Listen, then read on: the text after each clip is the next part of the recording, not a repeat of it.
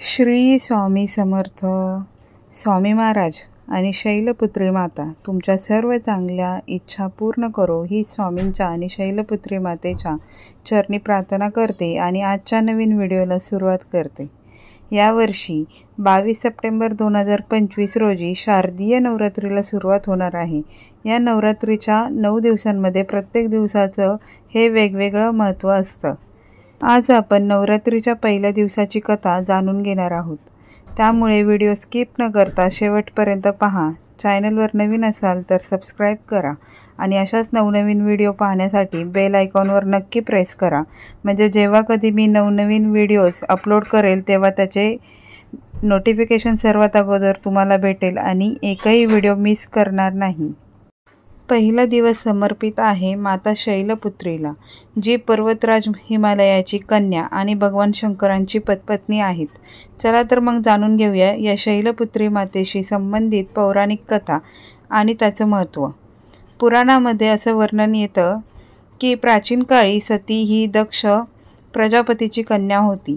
सतीने भगवान शंकराला आपला पती म्हणून वर्णलं, परंतु सतीचे वडील दक्ष यांना हा विवाह अजिबात मान्य नव्हता.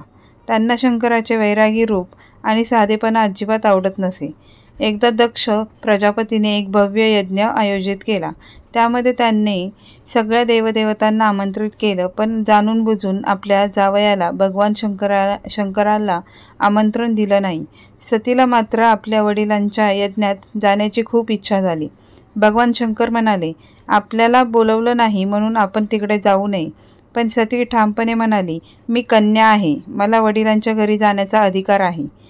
ती यज्ञस्थळी गेली, पण तिथे गेल्यावर दक्षाने तिचा आणि भगवान शंकरांचा प्रचंड अपमान केला. हा अपमान सतीला सहन झाला नाही. तिने संतापून यज्ञकुंडात उडी मारून प्राणाचा त्याग केला. ही घटना समजताच भगवान शंकर रागाने संतप्त झाले. त्यांनी आपल्या जटांमधून वीरभद्र आणि भद्रकाली यांना उत्पन्न केलं. त्या दोघांनी जाऊन दक्षाचा यज्ञ विध्वंस केला आणि दक्षाचं मस्तक छाटलं. नंतर ब्रह्मा, विष्णू आणि देवांच्या विनंतीवरून भगवान शंकरांनी दक्षाला पुन्हा जीवनदान दिलं. यानंतर सतीने पुढील जन्मात पर्वतराज हिमालयाच्या घरात कन्या म्हणून जन्म घेतला. त्या जन्मात त्या शैलपुत्री या नावाने प्रसिद्ध झाल्या. शैलपुत्री देवी ही नवरात्रीच्या पहिल्या दिवशी पूजली जाते. त्या साधकाला स्थिरता, धैर्य, आत्मविश्वास आणि आयुष्यातील अडचणींवर मात करण्याची शक्ती देतात. त्यांच्या ध्यानाने मन, बुद्धी आणि आत्मा पवित्र होतो. माता शैलपुत्री या बैलावर आरूढ आहेत. त्यांच्या उजव्या हातात त्रिशूल आहे आणि डाव्या हातात कमळ आहे. त्यांच्या दर्शनाने भक्ताला शौर्य, धैर्य आणि दीर्घायुष्य प्राप्त होतं. पहिल्या दिवशी सकाळी लवकर उठून स्नान करून स्वच्छ वस्त्र धारण करावीत. घरात कलश स्थापन करून शैलपुत्री मातेला लाल फूल, धूप, दीप अर्पण करावेत. नंतर या मंत्राचा जप करावा. हा मंत्र खूप प्रभावी आहे. या मंत्राच्या जपाने तुमच्या सर्व इच्छा पूर्ण होणार आहेत. आता आम्ही मंत्र सांगत आहे, तो ध्यानपूर्वक सगळ्यांनी नीट ऐकायचा आहे. ओम देवी शैलपुत्रे नमः. ओम देवी शैलपुत्रे नमः. या मंत्राचा जप तुम्ही मनापासून करा. माता शैलपुत्री तुमच्या सर्व इच्छा पूर्ण करेल. या जपाने माता प्रसन्न होतात आणि आपल्या भक्तांना आशीर्वाद देतात. मित्रांनो, ही होती नवरात्रीच्या पहिल्या दिवसाची शैलपुत्री मातेशी संबंधित कथा आणि पूजा पद्धत. जर आपल्याला ही कथा आवडली असेल तर नक्कीच व्हिडिओला लाईक करा आणि आपल्या मित्रपरिवाराला शेअर करा आणि आमच्या चॅनलला सबस्क्राईब करा.